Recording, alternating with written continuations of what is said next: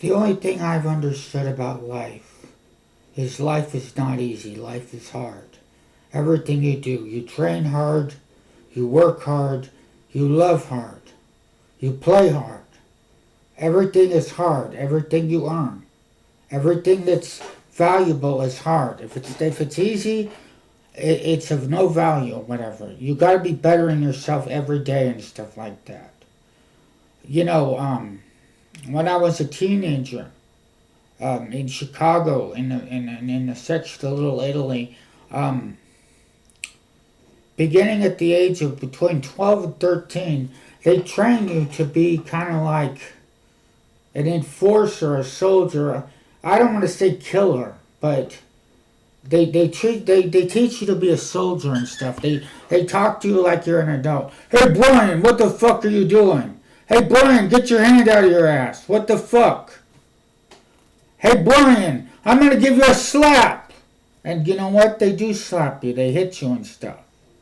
That you know, later on in life, they tell you that they were preparing you for life, and there is some volatility to that. Fathers, for instance, who were abusive to their kid, and then their kid turned out to be like a world champion boxer. His Mike Tyson turned out to be a badass.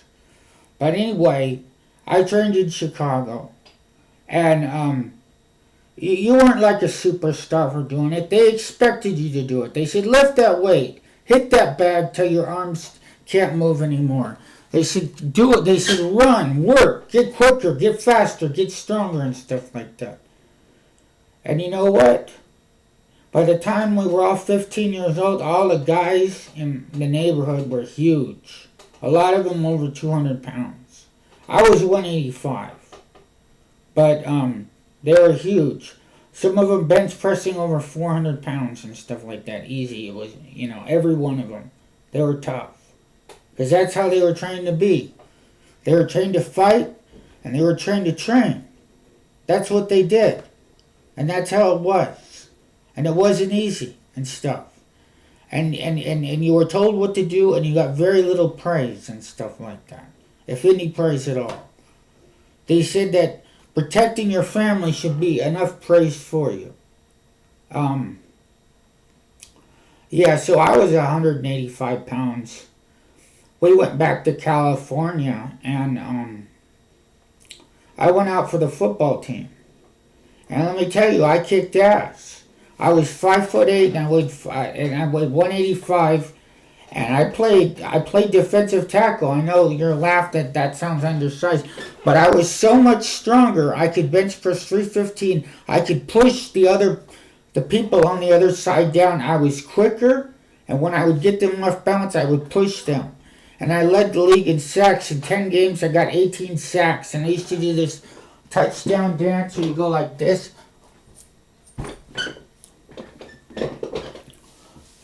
Where I flex to the team's other cheerleaders and stuff. I bug the shit out of the other team. That's why I do it and stuff. They said, we don't like you doing that dance, Brian. I said, well, if you don't like me doing the dance, then fucking stop me. Put a body on me. What, you can't or whatever? They said, they watched me play once, and they watched me push somebody over like it was no big deal. A 250-pound offensive lineman. And they said to him, what's the matter with you? Why do you let him push you down like that? The guy says, Brian is just so fucking quick. You don't even realize how fast he's moving with his feet and stuff like that. There's like no way to stop him and stuff. So there came the day they double teamed me. So then we started getting the defensive ends. We ended up having the best defensive league in the end. We were one of the most intimidating, we were the most intimidating defense in the league and stuff like that. And I had this girlfriend, her name was Sheila, and she used to wear a crown and stuff like that. I was a big man on campus, all American and stuff like that.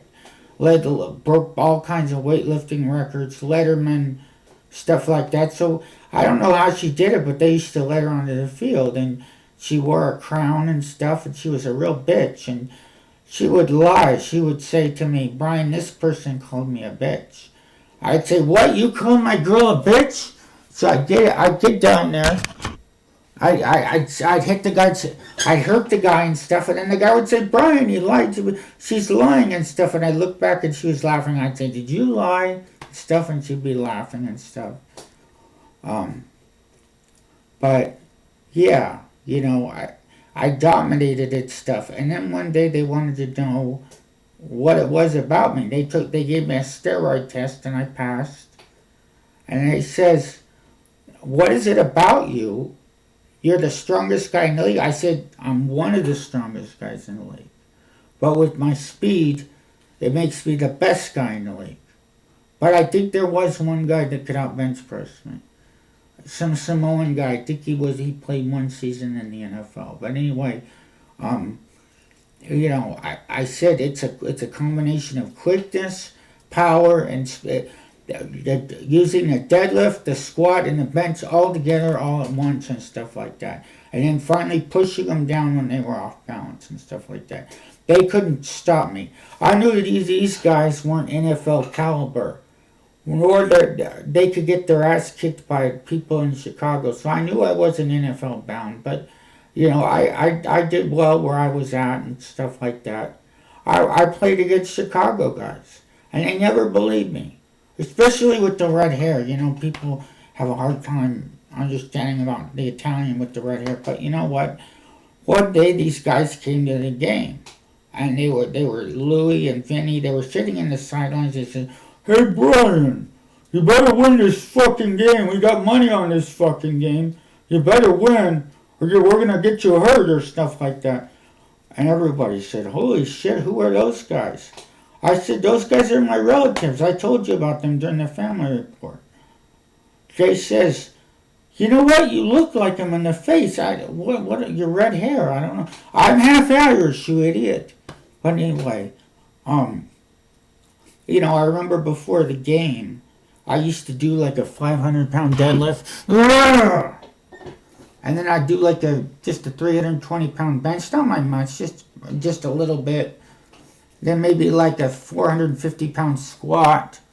And then I'd hit the punching bag and stuff. And when I did this, though, I wouldn't do it in front of the coach. My Uncle Vinny would come to the game, and I would do it in front of him. And then he would tell me, he'd say, all right, we're ready to play and stuff like that. And my girlfriend Sheila would be there with me lifting weights, and she'd feel all powerful, and she'd say, damn, you're going to kill somebody or something. Whatever. Yeah. Her parents eventually found out that you know, they didn't want her dating somebody in organized crime, so they had to break it off, even though I explained to them I'm not really a part of it and stuff like that. I train with them, that's why. I'm Chicago trained, I'm not Orange County trained. And that's why I was who I was, and that's how I dominated everybody I dominated. I had a mental advantage over everybody who came onto the field. And I remember one time there was a weightlifting contest, and I was 185 and I was going to go for a 500-pound squat, and they didn't even want to let me try to lift. They said it was crazy and stuff, because the most somebody had ever done at my weight was 365 pounds. I wasn't just lifting for my body record. I was lifting for the school record, and I was only a junior. That was the school record, the 500 pounds. So, you know, the coaches, they said, Vinny says, let him try it. They said, okay, whatever. So I lifted it down, and I felt like I was going down and stuff. And then I heard my Uncle Vinny and my father say, Brian, lift that fucking weight. So every night, and I lifted it up, and I wrapped it, and the crowd went enormous. I went over to my Uncle Vinny, and I gave him a kiss on the cheek and a hug, Italian style, and stuff like that. And I went over to the coach that doubted me, and I said, what do you think of that? You said I couldn't do it. I did it all on my own. I got a heart as big as a lion. You'll never know the secret, because you don't open your mind to other things and stuff like that, to what's really out there and what really makes a champion and stuff like that. What makes a champion is not in a muscle magazine or on TV. A champion comes from the gym. There's the secrets of the gym. You have to, but that's only for people that love it and stuff like that. And there was some big guy they said was going to USC, and they kept bragging about him. And my Uncle Vinny would get all angry, and they'd say, well, Brian could go and kick the shit out of him. He said, my son, Anthony from Chicago, could kick the shit out of him. Anybody could kick the shit. Well, you know, this guy ain't no big deal. You take him outside, Brian will kick the shit. I said, Uncle Vinny, relax, relax, relax. I have to go to school here.